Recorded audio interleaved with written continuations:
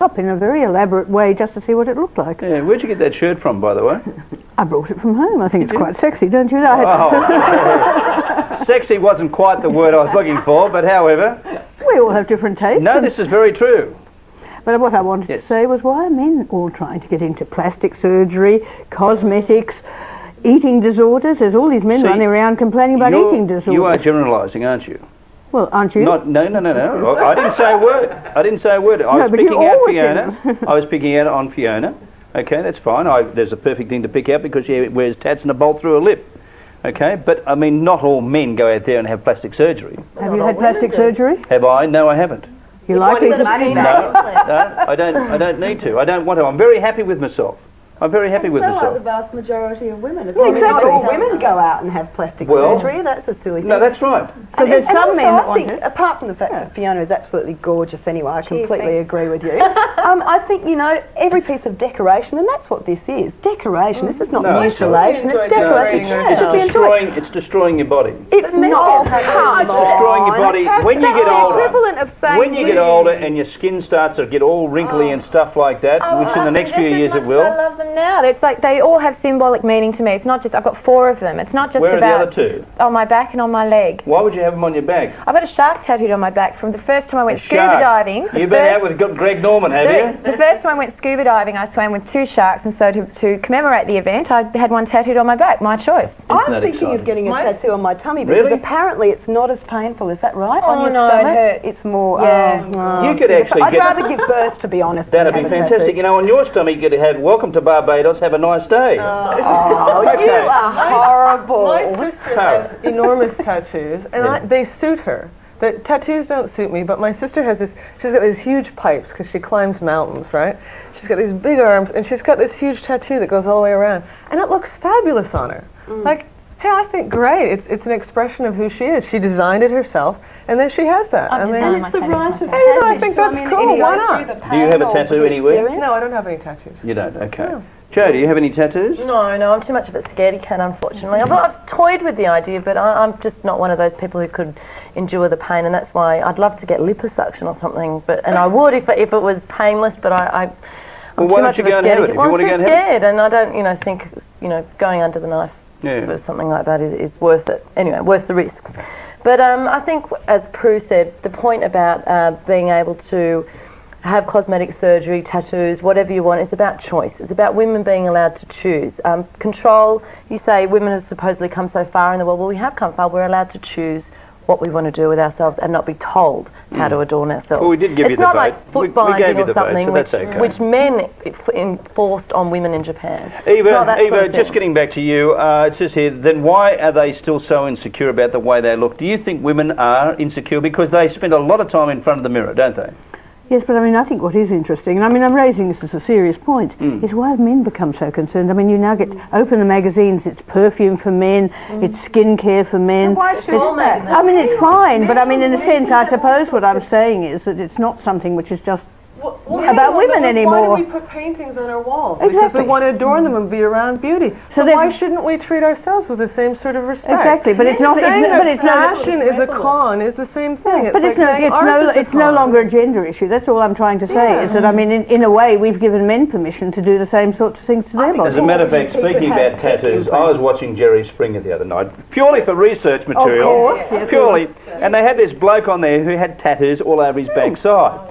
And of course, and Jerry said, and by the way, show us your backside. Of course, Jerry would say that. And on his backside, he had a great big tattoo of Jerry Springer on his cheek. Now, if anybody out there would like to have a tattoo of me on their cheeks or their tits, I'd be happy to pay for it. So you can bring me in here at Beauty and the Beast at foxtel.com.au. Extra lumps for all the chins.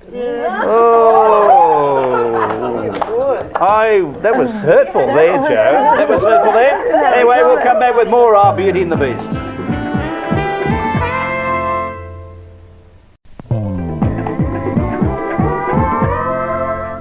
And welcome back to the show. We have another letter. Dear Stan, why do you always recommend that people with personal and relationship problems should go out and have more sex? Now, does anyone have any problem with that? While I would not advocate a return to the nervous, frightened attitudes of previous generations, I'm certain that most human problems can never be resolved through people having more and more and more sex. Rather than having more sex, I think many people would benefit from a period of voluntary abstinence. What do the beauties think of this? Glenn on the email. Glenn, look, I have to tell you, you're talking about when people, we've given some information about when people break up, when relationships break up and things like that. And I was just relating back to my younger days, back in the days when I was 16, 17, 18, 19, 20, when I broke up with my girlfriends every second week. The best way to mend a broken heart, I suppose, is go out and bonk your brains out. Anyway, that's the way I did it. Prue, how did you do it? I don't actually think it's hurtful to be horizontally accessible if you are in control. I think we are cleaning up our act, aren't we? We are. Look, no sex, please. We're on Beauty and the Beast. Yeah. But I think that the thing is that having a sexual relations is probably one of the most intimate forms and honest forms of communication with someone.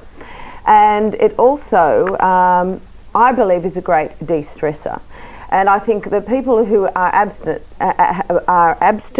is that the correct word? Abstinent? Yep. Are basically, I think, wizened up, dried, frustrated, pole vaulters who really can turn into wife beaters and rapists and all of the above. You just lost the plot then, didn't you? You had no idea what you're talking about. No, you got halfway through it and you thought, where do I go here? So I'll go down this route. Yes. No, what, if you pardon the expression. Yeah. Okay. Now, Joe. So that doesn't say much about me, does Joe, it? You think I'm I don't believe a you. crinkly... Oh. Sorry. Joe, do you really walk around the streets? Does everybody know that you are Australia's most professional virgin? I know. I'm just a good Catholic girl. That's all. That's all I've ever done. You're just petrified that your mother's going to find out one day that you weren't a virgin. My father, more to the your point. Father. He said he'd chop my legs off. Oh dear. Whoa. As a joke. But I agree with you, Glenn. Everything on this panel always comes back to sex. Comes back to horizontal sex, vertical sex, turtle sex, whatever sort of sex possible. Seem to know a lot about sex that somebody hasn't had it's one. from listening on this panel, and I agree with you. It's not a way to solve a lot of problems that we have to deal with on this show. So yes, I think the panel should look elsewhere for solutions. All right, Tara. I think, Prue, you're a little over the top with your comments. Big surprise there. What do you do, Tara, to solve the broken relationship problem? Because you've had quite a few in your time. I've had quite a few in my time. Well, every time I used to open the newspaper, you're always breaking up with somebody and meeting somebody else. Well, I'm not sure that's entirely true. I will say that people have followed my personal life very closely. And why obviously wouldn't? I've asked for that by putting myself in the public eye, so that's fine. Okay. But I don't think it's entirely realistic to think that everyone you're linked with, you're actually with, or actually having sex with. So I don't think it's easy to say to me, oh, I've got all these boyfriends and whatever. Do you mean to say that everyone that you went out with for more than 6 weeks or more, you never had sex with any of them? No, I didn't have sex with all of them. I didn't say any of them. Well, Tara had long-time relationships. Yeah. yes, I know that. I know that. I actually met Peter the other day, as a matter of fact. Very nice man, as a matter of fact. He is. He's a nice guy. He's a really nice man. Yeah.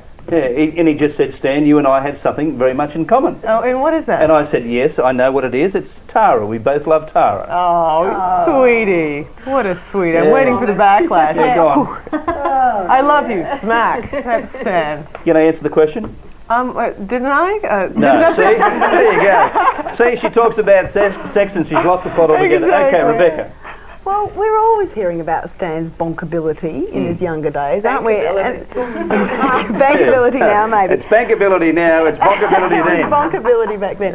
I am a firm believer, actually, in the fact that abstinence makes the cobwebs longer, and that the best thing, in fact, to mend a broken heart can often be distraction.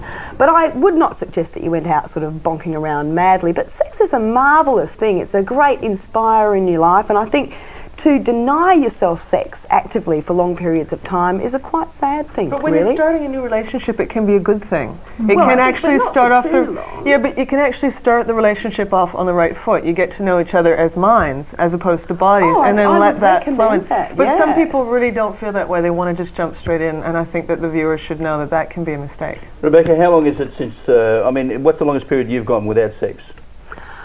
Well, I've had a couple of children, so probably towards the end of the pregnancies, it was, there were periods of not a lot of sexual activity.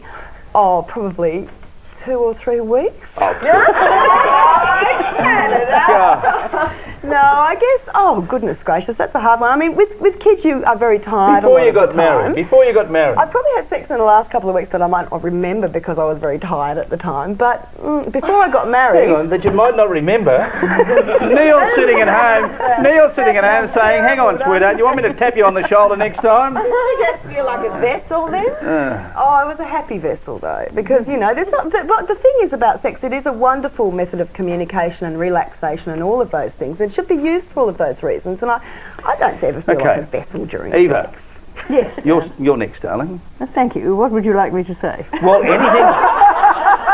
Darling, anything that comes into your feeble little mind. Well, I mean, I've been listening about your exciting early sex life. You haven't mentioned it recently. I'm just wondering what's been happening recently. I mean, really. But I suppose one of the things that struck me is, I mean, there's good sex and there's bad sex. Let's face it, some people just can't do it. Some people it's boring with. Some people are really very good at it. And I mean, I think we've got to recognise it takes two to tango. And That's right. I think we ought to start talking about the quality of the sexual relations rather than the quantity. You enjoy sex? Yes. Okay, well, that's good. I'm pleased about that. Let's move right along now. Fiona. Don't tell him. No,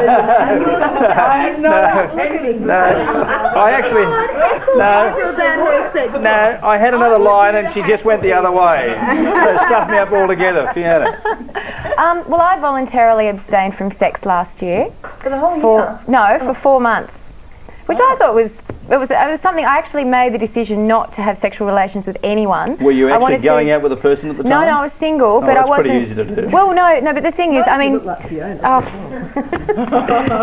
seriously though, the thing, earlier in the year I wasn't in a relationship, but I had some lovely experiences with a couple of people that was fun for brief periods of time. But I took a choice last year and decided I didn't want to have sex at all. I just wanted to devote my time, my energy are you into having myself. Sex now? Yeah, I've got a fantastic boyfriend. Hi, Clint. Clint. Footballer, plays for Geelong. Clint? Go the Cats! Woo! Sorry, he'll get paid out for that. Sorry, Clint.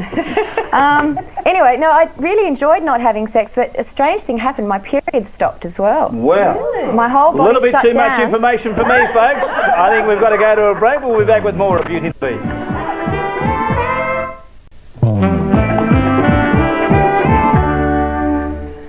Welcome back to the show, folks. You'll be pleased to know that all the girls have had sex in the break and they're all relaxed and ready to go again. Dear Stan and Beauties, I'm a 23-year-old mother of 3 gorgeous kids. I was in a 10-year relationship with an emotionally and physically abusive man. He never hit the children, but I believe my 4-year-old daughter is scarred for life from watching him beat me. I left 4 months ago and the children have been visiting him a lot. I've been forced to visit as well because my daughter won't stay there alone. He's telling me now that he's changed and he's given up the alcohol and the pot, and he begs me to come back to him. I really love this man but don't trust him. Tell me how to be strong and stay away from him. Alex on the email. Eva, we get letters like this all the time from people. Now, common sense would tell you if somebody's going to beat you, you get out of there. Yes. But here's a woman that is thinking about going back to somebody who beats her. A hell of a lot of them do, and I think it's a real tragedy because you believe that they come back and they say, I'm going to change, I'm going to change, I'm going to change, and it just goes on and on. I mean, it's a pattern, unfortunately, that really, I mean, usually if they've built you up once or twice, they're going to continue unless they stop dead at that stage. Now, all I can say is don't believe him. The books are full of women that went back there. You really need to give your kids a safe place to grow up and a safe place to learn that relationships shouldn't be based on violence.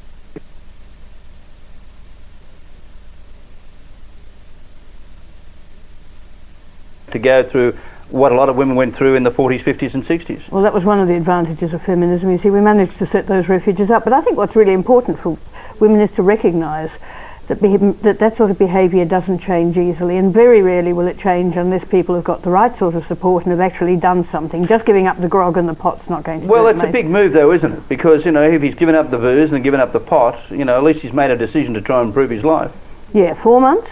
Give him 12 months and see whether he's had it at all. So should she give him 12 months and then see what happens? Well, I think she should certainly give him more than 4 months. I mean, you can give it up every day for 4 months. It doesn't mean you've actually given it up. Yeah, okay, She Rebecca. gave him 10 years, Stan. 10 years. Now, you poor sausage. I really feel for you, Alex. From the sound of it, you've been with this person 10 years. You started off with him when you were 13. What a shocking person he is for a start. He's given you 3 children, and I'm very glad that you have beautiful children. and that is apparently the only wonderful thing that he has given you. You have been strong. Good on you. You left. You took your children away to protect them and to protect yourself, and that was the most important move you could make. Why they're seeing a lot of him, I don't understand. It sounds to me... kids. I mean, the kids are going to... the little girl doesn't even want to be with him. Yeah, okay. The little girl doesn't even want to be Obviously, there. there is a problem there, and if mum's going there, that's fine. Mum can stay with the little girl. The little girl is unhappy, mum's unhappy. The whole thing sounds to me like Alex is off on the right path, but she's not quite sure of her path. Be sure, darling. Seek help. You are doing the right thing. Get out of the hands of this idiot, but make sure he gives you some money to help support the children. All right, Prue. Yeah, well, you're asking us how you can be strong. Just look at your children. Do you want to give your children that legacy of fear? And that's what they have already. I mean, if your little girl is that scared, I would also be very concerned if I had sons involved. That, what have they learned? What are the lessons of that 10-year relationship that your sons have learned? That it's okay to abuse? I wouldn't trust this man for a minute. I wouldn't forgive him. I would get on with my life and get as far away from him as possible. And just keep looking at your kids. That's your strength and your motivation. Okay, Fiona, a lot of women out there do forgive and forget all the past injustices that their men have delved out. No, I think in this situation, the problem with abusive relationships is often they're addictive, and often, to be honest, in my early 20s had a couple of really shocking relationships where I was emotionally and physically abused. Some bloke used to belt you? Yes. I'll say that on camera, yes. It was 10 years ago, but yes, and it was a difficult chain. It went through... Was this a regular pattern? Yes. Just every week? Sometimes every night. I've addressed it in one of my books about issues. Because of what? Drink? Because of drugs? No, maybe a little because of drugs, certainly pot. I think everyone tolerates pot, but I think it's one of the most evil drugs. I'll just say that I think marijuana sucks the big one. It's just the most, the effects are so insidious that people just don't realise. They think it's all passive and all easy. It's not. It encourages So how long did you stay in this relationship? And insecurity. How long did you stay in this relationship? Oh, one of them went on for a few years, because this is what I was going to say. They become addictive. You think that one of the patterns of an abusive relationship is the guy manages to convince the woman that it's her fault. And I used to think, next time, if I don't say the wrong thing, if I don't look at the wrong person in the wrong way, or if I just learn how to play this game and do it properly and don't get anything wrong, everything will be all right. But the thing is, with these guys, they change the game, they change the deck of cards, they change the deal. You just never know, and you spend your whole life tripping over yourself. Do you find that you can't trust men after that relationship, especially? No. 10 years on, I'm happy to say I've broken the pattern, but it took a long time. I went back into similar relationships because I expected I deserved abuse. Well, but how can honestly... No. And this is what I'm saying. Guys and women, because women can be, just as abusive to men, though unfortunately it's much more often the other way around. This is what confused me. You're a very intelligent woman, and you say you went into the next relationship and you expected the abuse. It was I'm not going to get too esoteric, but it was a journey I had to go through, a self-discovery thing. I had to discover my self-worth, my self-value, and sometimes the people that are the cruelest to you are your greatest teachers. Okay. So, Very quickly, Tara. Abuse is psychological and not just physical, and that is why women stay, and that is why women come back. And I speak to a lot of police officers in my research, and they tell me over and over again how frustrated they are, because these women will call them up and they are beaten, and they say, help me, and they try to give them help, and eventually they go back to the man who beats them. All right, Joe. Very Just sad. quickly, I saw a movie last night called Pay It Forward. It's Kevin Spacey and Helen Hunt, and it deals with this issue, and I think the most important thing to come out of it, and Alex, you're looking for strength, I'd suggest go and seeing this movie, because the most important thing that comes out of it is, yes, you have been abused, and we know that, but the effects on the children are what counts. And it's not only the women here, you're dealing with your children as well, and you've got to look at that for your strength. Okay, Alex out there on the email, you say here, but you don't trust him. Tell me how to be strong and stay away from him. Darling, just use your common sense. You don't want to be around being beaten all the time. Just walk out, stay out, keep away from them. Sure, you might have to take the daughter over to see him and things like that, but you've just got to look after your kids, you've just got to look after yourself, and the only way you're going to do that properly is to stay away from this man. We'll be back with more of Beauty and the Beast.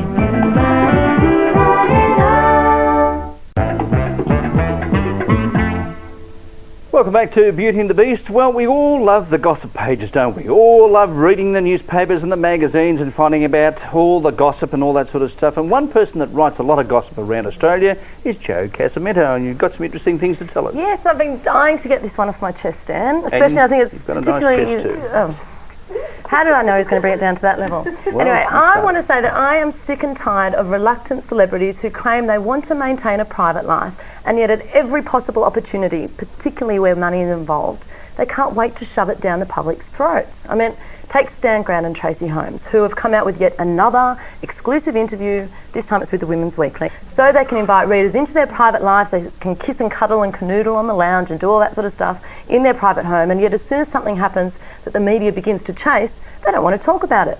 I think if you want to remain anonymous, you can. There are plenty of celebrities who maintain a semblance of a private life. I say if you want to have a life outside of the public eye, it is very possible. There are great examples of this. Colin Friels, Judy Davis, all those sort of people. But if you're going to do the deal with the devil on the fame side, it is a double-edged sword, and you have to take the flip side of it on the chin. You sound like you're really jealous that you missed out on the story. On what story? On the story. We didn't. I don't know if you read the paper today, but yes, we didn't. I know, but you missed out on the big story. There. No, I don't know if you remember the Daily Telegraph actually broke the story. I know, but that was just a few lines rather. I mean, what we're talking about is a big story about finding out all the details, what they may be going to call the baby, etc., etc. Well, no, I don't really care about that. That was just an example. I'm talking about celebrities in general. People like Russell Crowe, who 10 years ago were desperate to get their names in the column. In fact, he fired one of his publicists or severely berated her because he couldn't get his name in our column. That's 10 years ago. 10 years on, he doesn't want a bar of it, and he says, oh, I hate fame, I just want to act and I want to be really serious and blah, blah, blah, blah, blah. You can do that if you want to. But what are you, what are you angry at them for? I'm just angry hang on, are you angry for them because they didn't ring you up and say, listen, we want to give you the story? I'm or talking are about you when angry they go on national television and go, oh my gosh, it's horrible, we're being persecuted. I mean, you don't have to be those, you don't have to invite people into your house.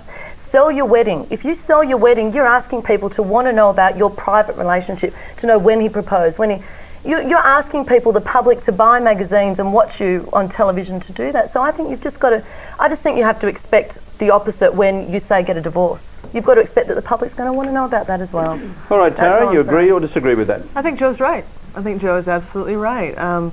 People, if they're in the public eye, they make those choices. I've made those choices, and sometimes it's hard. Sometimes you regret the choices that you make, but you make them and you have to pay for that. And see, there are some Tara's a great example of someone who knows the game. I mean, there are people out there, Catherine Zeta-Jones on a bigger scale. But she plays you all off a breakdown. Yeah, but that's how it works. She only has to pick up the telephone and say to you, this is what I'm doing today, and you write it up. Or they phone me and say, we're doing a story and we would like to get a quote from you about some issue. Yeah, and if we hear a rumour, she's accessible, so we can ring her and she can say, oh, that is complete hogwash, and we won't write it. And we'll say, these rumours are complete hogwash. I've rung Fiona on one occasion, a particular rumour, and she said it was complete hogwash, and we wrote that. Well, that she hasn't had sex for 4 months. Yeah.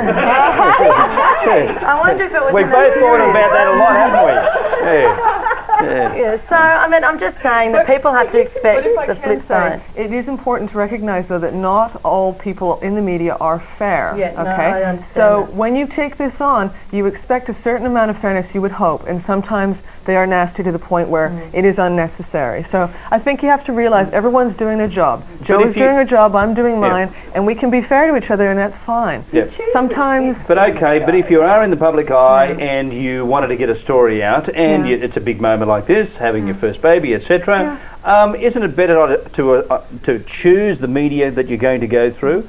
And, you know, some people say, oh, it's terrible to get paid money for it. No, it's better to choose it. Because they will get it anyway. They will get the story anyway. They will put it out. They will get the candid shots for you walking down the beach arm in arm or whatever. It's better just come out and say, hey, this is the person that I'm in love with, and isn't this great? And fine, it's good. It's good for people to see happy news in the papers. Okay, Fiona? You want to. Well, I think, you know, when you're working in the public profile, it's your public, you know, arena. It's part of the job, and one of the reasons that celebrities, for want of a better word, can demand huge money for stories and things is because they only have a job if the public are interested in them, and they should respect that.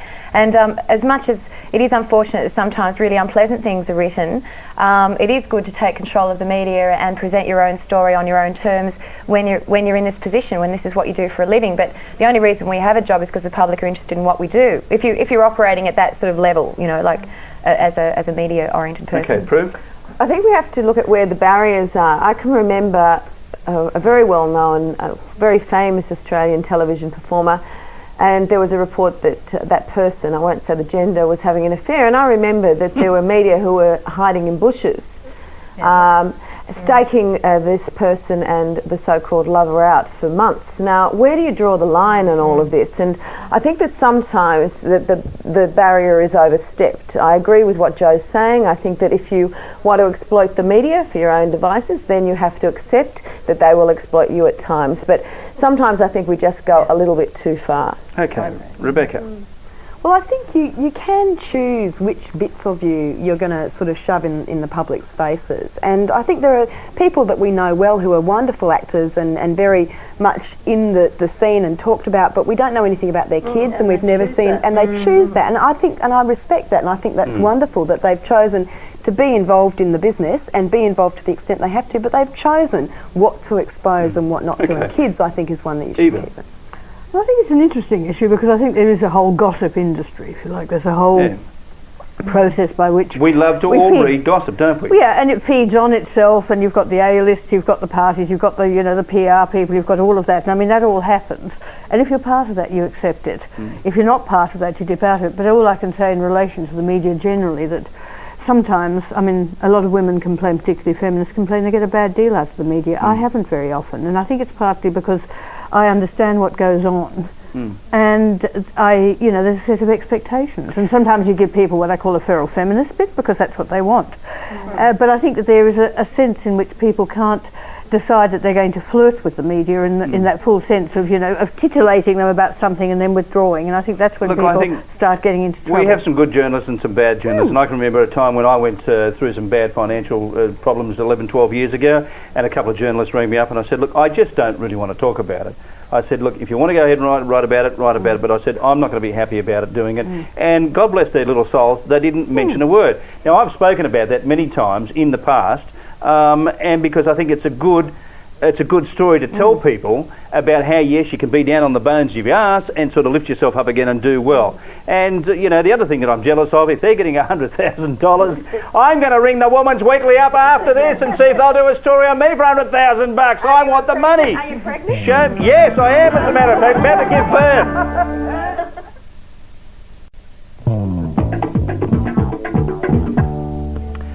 Nice to have you back on the show.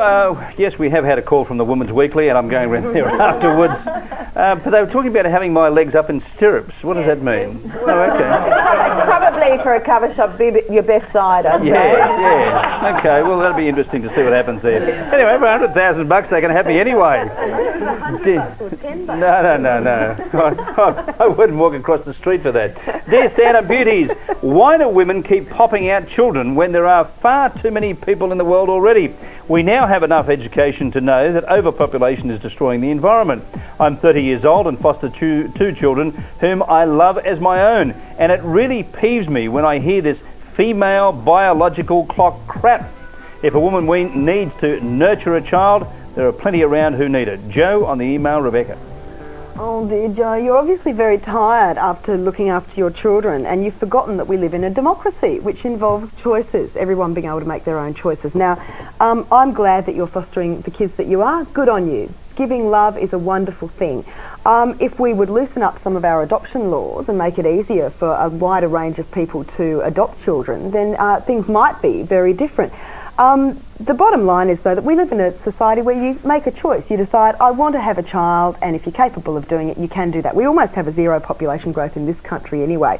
What I think you should focus on is us loosening up the adoption rules so that more people, greater groups can adopt. Okay. In Norway, they've just allowed homosexual couples to adopt. Tara, do you have children? No. Are you going to have children? I would like to one day, yeah. I hope I'll be that lucky. We'll see me after the show, okay? God. Well, Women's Weekly. Yes, yeah, well.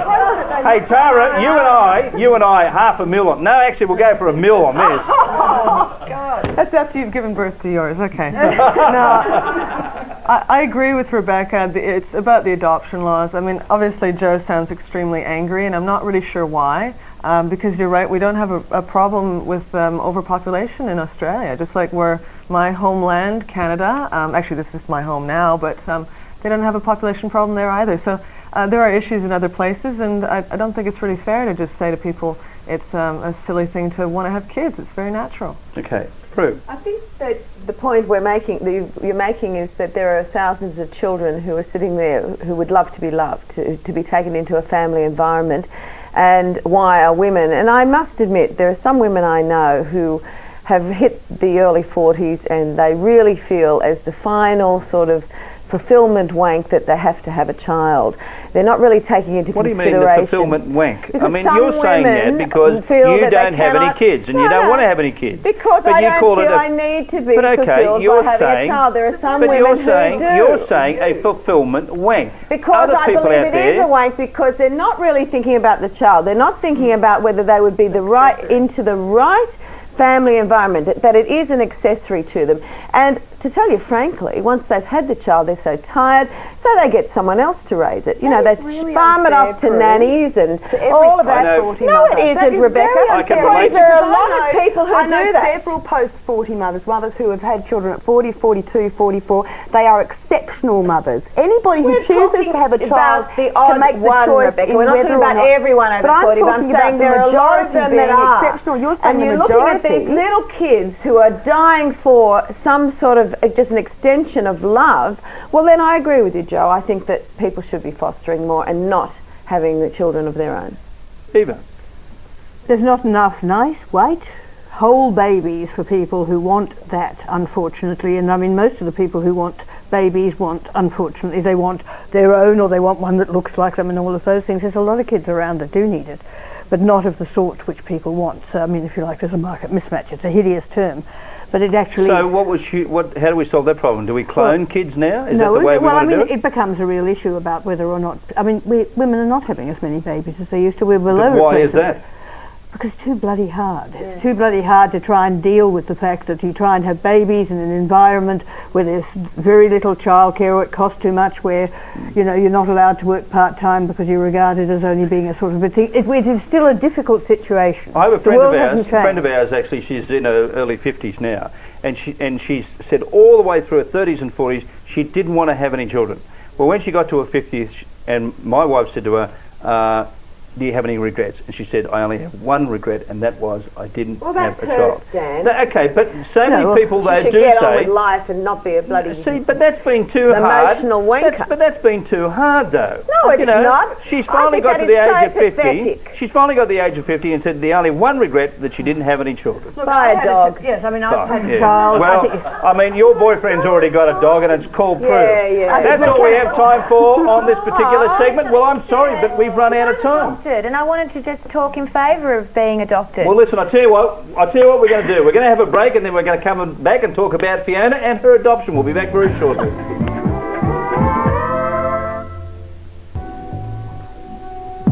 God, I love it when a woman does something right. Beautiful. Very well read. Now, let's just get back. No, that's right. Let's go back to Fiona. You were saying to us about this particular subject. You were adopted, right? Yes, I am adopted right here, right now. And I've got an adopted brother and sister, Greg and Samantha. One thing that we're always told, my parents told us, was that as adopted children, we were very loved and very wanted. It's possibly more so than a biological child that comes along by accident, because my parents, even the adoption laws have got tighter since I was adopted in the 60s. We were actually allowed 3 children in our family, but the laws changed and you weren't allowed to adopt more than 2 children, I think in the 70s. But as an adopted child, I've always felt loved by my parents. So issues come about. I have met my biological parents, which is a privilege. So how did that come about? Well, I looked for them in my 20s when the laws changed, but I left it for a while, waited to my late 20s. So, okay, you found out, you had the meeting. What was that like, the first meeting? The most uncanny meeting was, for me, was meeting my mother, because I look like her. And to meet a human being that I looked like was really quite confronting. And in some ways I resented her. It's really, I mean, it's a story unto So this is a fair while ago. 5, 6 years ago now. Okay, have you kept up the relationship? With my mother, I've stayed in touch with, and she's like a good friend. But it's improved. When I say my mother, my biological mother, my parents are the people that brought me up. Barbara and Kevin, who put the time and the energy into rearing me, because I was a rebellious child. But did you ask Mum why? Did you ask your biological mum why? I was born out of wedlock in a situation that didn't. In the 60s, they couldn't get married. That's just the fact. And I was lucky because you know, I was lucky to be born, because there was a potential there that I wasn't going to be. And if it wasn't for, actually, you know, when I met the doctor that encouraged my mother to have me, to give birth to me, because she was about not to. Yeah. Yes. And when I met him, in many ways I felt like I was meeting my biological father, because he was the reason I was alive. because I nearly wasn't. And what about your biological father? You've never met him? Never met him, but he has a family and he has his own life, and I respect that. It's meeting my biologicals for me was about answering some questions about who I was as an individual. It amazed me how much you inherit genetically. I even had the same mannerisms as my biological mother, though my mother who brought me up, who's my real mother, the one that brought me up, obviously we have similar, speech mannerisms and this and that. Does your mother have tattoos? No.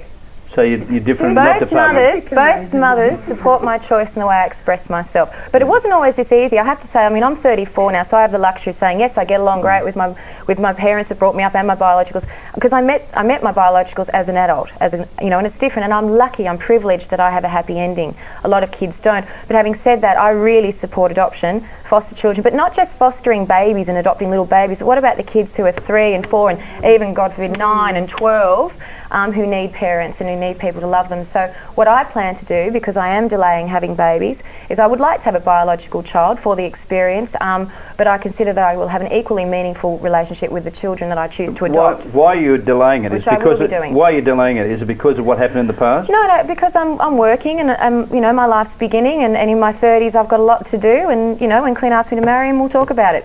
But you've only been going out with him for 2 weeks. No, 5 months. 5 months? He's going to get paid out so badly down at the club. That long. Okay, Jo, very quickly, do you like to have something to say? Oh no, I just think that's amazing. I haven't actually heard from someone who has been adopted and shared their experience. So What's the congratulations. That's a scoop for Beauty and the Beast. Yeah, I do agree with. The guy I'm marrying has a child from a previous marriage. And how old's the child? She's 5. Okay. And I do agree with Fiona that you can just be just as close to someone who isn't your biological child as you can. And even who's older, who's not the cute little cuddly wuddly baby, absolutely. but a child that has a personality, has opinions forged by different parental upbringing than perhaps you've given. But that's the challenge, and I really do hope that one day I'll be able, be entitled to, if they loosen up the laws, to adopt older children. It really needs to see that loosening of laws for you to be able to do what you want. I mean, you have a lot of love to give, and you want to take on these children, but get to 40 and it actually becomes incredibly hard to do it. Can I say something on that? Because first of all, we have very few kids available for adoption at the early stages. That's why they try to limit it. The second thing is you can adopt older children, but you've got to recognise that they exist in other situations as well. Very good point, Eva. Unfortunately, we have run out of time. That's all the time we have for today. Thank you to all the beauties, to Eva, yes, the old ball basher herself, Prue, Jo, Rebecca, Fiona, and the lovely Tara, who I'll marry if much will ever give me a divorce, which she won't ever do. $100,000, $1 million I could get off the Women's Weekly. Farewell, everybody. We'll see you next time on Beauty and the Beast.